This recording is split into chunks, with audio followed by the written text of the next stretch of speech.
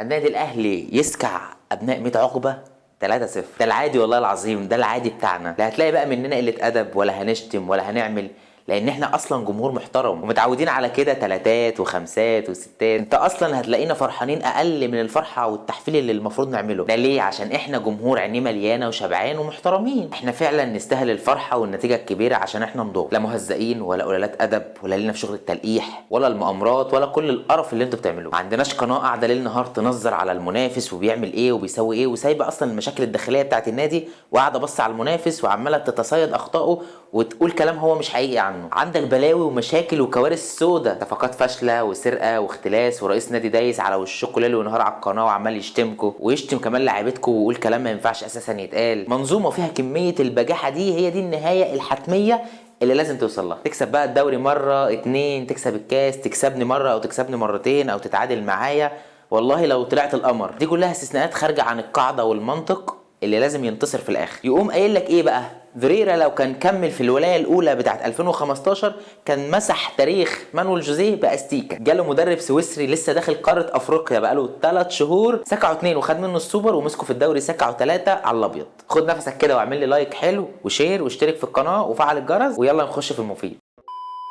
شوط اول زي النيله والقرف، ومش هتكلم عنه عشان انا كل ما بفتكره اساسا بيزعجني وبيخرجني من مود الفرحه والانبساط اللي انا فيه. حمدي فتحي ايه ده بجد؟ يعني انا مش فاهم والله العظيم ايه ده بجد بجد والله. ايه يعني بجد والله؟ ايه اللي حمدي بيعمله ده؟ ايه الرجوله دي يا عم؟ سيبك من الرجوله. ايه الزياده الهجوميه الشرسه والضغط العالي والمشاركه في الاهداف اللي جت كلها؟ يا عم سيبك من الاسيستين بتوع الجول الاول والجول الثاني. يا جماعه الهدف الثالث اصلا كل القصه والحكايه بتاعت حمدي فتحي كره ميته تماما، راح على خط الاوت بتاع الزمالك، المدافع بيجري وراها، جري ضغط عليه وخدها منه ودخلها جوه الملعب، زقها لعلي معلول عشان يعمل الاسيست لمحمد شريف. هو في كده يا حمدي؟ وايه لعيبه الاهلي اللي ما بتفوقش في حياتها اللي على الزمالك في ماتشاته دي؟ سواء حمدي ولا شريف ولا حسين الشوط الثاني ولا قفشه. لا قفشه كده كده زي الاطران طول المباراه. فين بقى زيزو وميزو وحسام عبد المجيد متيب، امام، يوسف اسامه نبيه، سامسون؟ هو فين فيريرا؟ البروف فين؟ البروف اللي واخد 2 دوري وكاس. يا جماعه قلنا لكم قبل كده كتير، لو خدتوا الدوري 20 مره ورا بعض، ما دام انا مش في حالتي يبقى كل اللي انت بتعمله ده وهمي ان انت في وقت ما كنت بتعمله ما كانش فيه منافس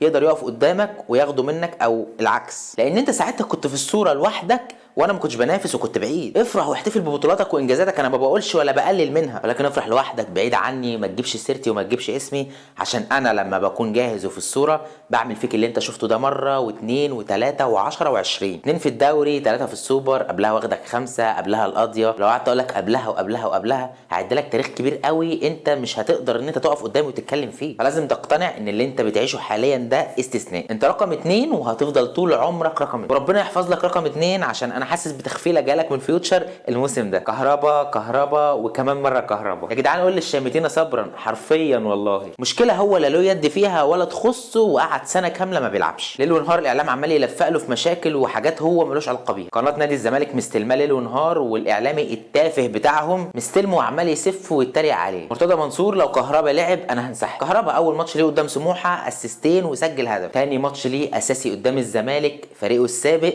سجل فيه اول هدف واهم هدف في اللقاء. حرفيا مفيش رد وعقاب قاسي قوي من لعيب تجاه منظومه زي اللي حصل من كهربا تجاه منظومه نادي الزمالك. اجمل رد وسيناريو ممكن تشوفه في حياتك. اللي حصل ده لو كهربا من شهرين قاعد يتخيله كده وهو قاعد مع نفسه، دماغه مش هتجيبه الف السيناريو ده اصلا. يرجع قبل ماتش الزمالك بماتش واحد يلعب ويتالق، المدرب السويسري اللي ما يعرفوش يثق فيه ويلعبه اساسي في ماتش الزمالك، ويقوم مسجل اول واهم هدف. الاجابه والسبب بالمختصر المفيد ان احنا نادي محترم، جمهور مش هقول لك مثالي، لا عندنا ناس مش كويسه، ولكن اغلبيتنا العظمى ناس محترمه جدا، مش مؤذيين، مش قلالات ادب. ادارتنا، اعلامنا، الميديا بتاعتنا كلها ناس محترمه. احنا فعلا نستاهل الفرحه والفوز باداء وبنتيجه حلوه، وعلى حسابك وعلى حسك وعلى قفاك. مسخت قوي يا شيكا والله، حتى اللقطه باظت ما بقتش بتعرف تاخدها. اللي ما يعرفش يعني ان هو حب يعمل نوش كده في التسخين قبل ما الماتش ما يبدا. هم بيبقى ليهم نص ملعب بيسخنوا فيه، والنادي الاهلي ليه نص ملعب بيسخنوا فيه. خد الكره من نص ملعبهم وجاي ينطق بيها ويتحرك بيها في وسط نص ملعب النادي الاهلي، فطبعا جمهور النادي الاهلي استفزهم المنظر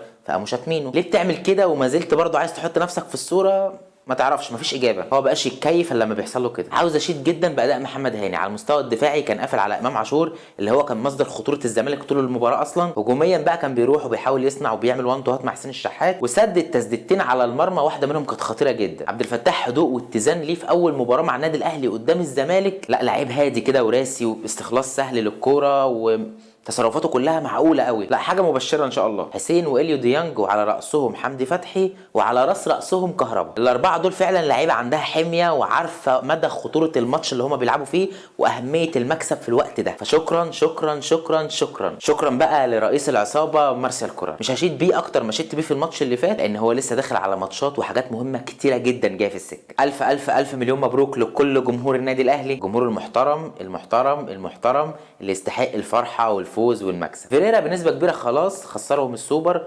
خرجهم من الكاس، خسر ماتش الاهلي، خد اللي فيه النصيب. اللعيبه هتبدا تفك ليل ونهار بقى. هتلاقي فيديوهات لسياده المستشار، الفيديوهات الساعتين اللي بيطلع يفرش فيها ويفرد الفرده بتاعته، والاجواء المسليه بقى والحاجات الحلوه اللي احنا بنحبها. الوضع في ميت عقبه سيء جدا جدا. حسنا نتمنى لهم الاسوأ فالاسوأ فالاسوأ. مش حابب اطول عليكم اكتر من كده. في فيديو نزل قبل ده رياكت عليا وانا بتفرج على ماتش الاهلي، خش شوفه على القناه او على البيج هيعجبك. بس كده، لايك لو ما عملتش لايك، كومنت لو ما عملتش كومنت. اكيد انت محتاج ان اقول لك تشترك في القناه وتفعل الجرس، اتفاعل على القديم، استنى الجديد، وتابعني على كل لينكات السوشيال ميديا. انا موجود على فيسبوك، يوتيوب، تويتر، انستجرام وتيك توك.